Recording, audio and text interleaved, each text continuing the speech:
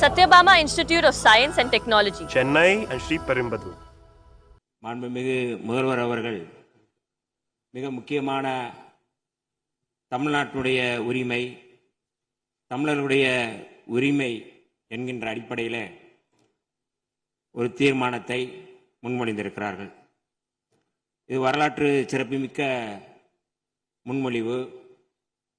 நாம் அத்தனை பேரும் சட்டமன்ற உறுப்பினர்கள், தமிழ்நாட்டு மக்கள், தமிழர்களுடைய உரிமைகளை பாதுகாக்கக்கூடிய அத்தனை கட்சிகளும் மாண்புமிகு முதல்வர் அவர்கள் முன்மொழிந்த இந்த முன்மொழிவை எந்த பாகுபாடும் இல்லாமல் ஏற்றுக்கொள்வார்கள், ஏற்றுக்கொள்ள வேண்டும் என்கின்ற கோரிக்கையை முன்வைத்து விடுதலை சிறுத்தைகளின் சார்பில் முழுமையாக இந்த தீர்மானத்தை வரவேற்கிறோம், பாராட்டுகிறோம்.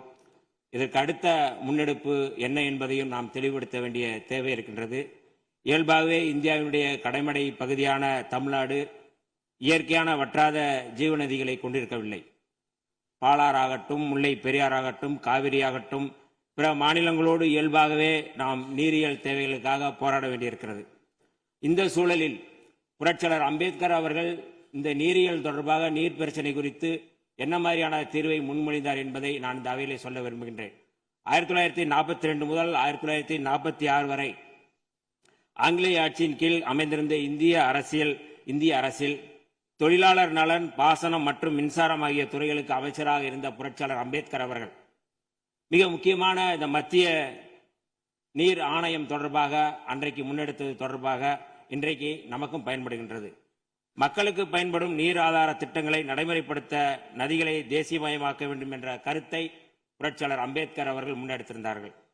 மாநிலங்களுக்கு இடையிலான நதிகளின் பயன்பாடு குறித்து புரட்சியாளர் அம்பேத்கர் சொல்லும்போது, ரயில்வேக்களுக்கு மாகாண எல்லைகள் ஏதும் இல்லை என்கிற போது, ஆறுகளுக்கும் அதேபோல் மாகாண எல்லைகள் எவையும் இருப்பதற்கில்லை.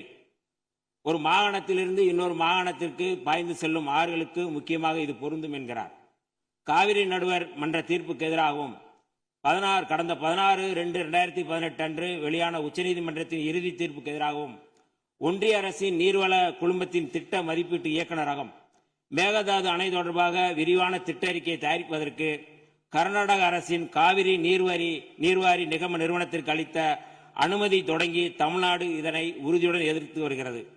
தமிழகத்தின் வேளாண்மை சார்ந்த மக்களின் நலன்களின் மாத்திரமல்ல, கர்நாடகத்து விவசாயிகளின் மீதும் நமக்கு அக்கறை இருக்கிறது எனினும் இச்சூழலில் மாண்புமிகு முதலமைச்சர் அவர்கள் முன்மொழிந்துள்ள தீர்மானத்தில் குறிப்பிட்டுள்ளபடி கர்நாடக அரசு மேகதாதுவிலோ அல்லது காவிரி படுகையில் வேறு எந்த இடத்திலோ அணை அல்லது எவ்வித புதிய நீர்த்தேக்க திட்டத்தை பிற படுகை மாநிலங்களின் இசைவு இன்றியும் ஒன்றிய அரசின் ஒப்புதல் இல்லாமலும் மேற்கொள்ளக்கூடாது என்பதை விடுதலை சிறுத்தைகள் கட்சியின் சார்பில் நாங்கள் வரவேற்கின்றோம். அனைத்து மாநிலங்களுக்கும் பொதுவாக செயல்பட வேண்டிய ஒன்றிய அரசு இவ்விவகாரத்தில் தமிழ்நாட்டின் நியாயத்தை உணர்ந்து செயல்பட வேண்டும். கடந்த 21/3/2022 அன்று இதே பேரவையில் இதே பொருள் குறித்து தீர்மானம் ஒன்றில் விடுதலை சிறுத்தைகள் கட்சி தங்களது ஆதரவை பதிவு செய்துள்ளது என்பதனை இப்பேரவைக்கு தெரிவித்துக் கொள்கின்றேன். தமிழர் உரிமை காக்கும் தமிழ்நாடு அரசின் அனைத்து நடவடிக்கைகளுக்கும் விடுதலை சிறுத்தைகள் கட்சி என்றும் உறுதுணையாக இருப்போம் என்று சொல்லி வாய்ப்புக்கு நன்றி கூறி விடைபெறுகிறேன். நன்றி, வணக்கம். Satyabama Institute of Science and Technology, Chennai and Sri Perumbadur.